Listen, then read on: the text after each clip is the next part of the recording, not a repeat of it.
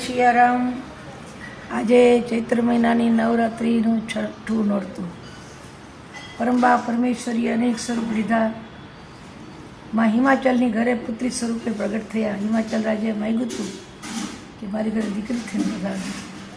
આગલા જન્મના સતી જ્યારે બળીને ભસ્મ થયા, બીજા જન્મમાં દક્ષ પ્રજાપતિની ઘરે જન્મ લીધો માએ.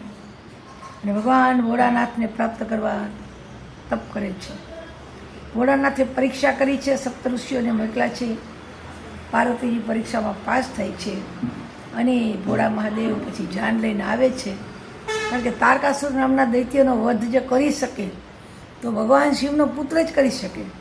એટલા માટે ભગવાન શિવને પાર્વતીજીના લગ્ન જરૂરી હતા. એટલે આ લગ્ન એક યોગ માટે કરવામાં આવ્યા છે, ભોગ માટે નહીં.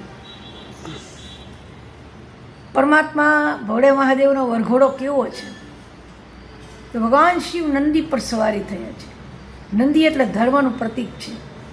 ભગવાન એમ કહે છે કે ભલે તમે જીવનમાં જીવો પણ ધર્મની સાથે રાખીને જીવજો.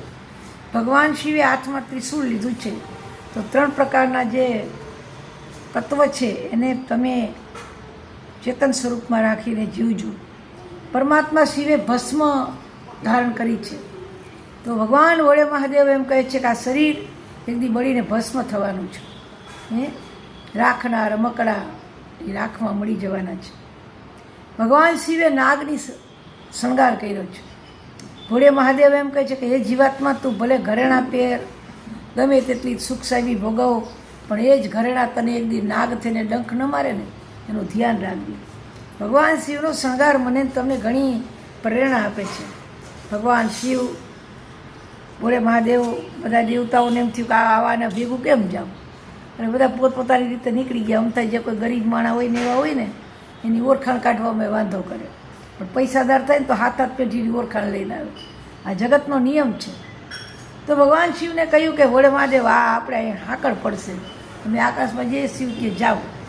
અને મારા ભોળા મહાદેવે શૃંગી પોતાની નાગફણી વગાડી અને ચારે બાજુથી ભૂત પિચાસ ડાકણ સાકણ આવીને મારા ભોળાની જાનમાં ઉમટી પડ્યા છે. કોઈને પગ નથી, કોઈને આંખું નથી, કોઈના મોઢા વાંકા, કોઈને માથું નથી. આવા ડાકણ સાકણની સાથે મારો ભોળો મહાદેવ જાન લઈને પધારે છે. મહિના મહારાણી જ્યારે પોખવા આવે ત્યારે બેભાન થાય અને પછી સમજાવે છે નારદજી કે તમારી દીકરી તો એક પરમાત્માને વરી ચૂકેલા જ છે, ફક્ત તમારી ઘરે નિમિત્ત આવ્યા. અને પછી મેના મહારાણી માને ભગવાનના પોખણા થાય અને ભગવાન શિવ અને મા જગદંબા પાર્વતીજીના મંગલ સ્વરૂપમાં ફેરા ફરી પરમાત્મા શિવના લગ્ન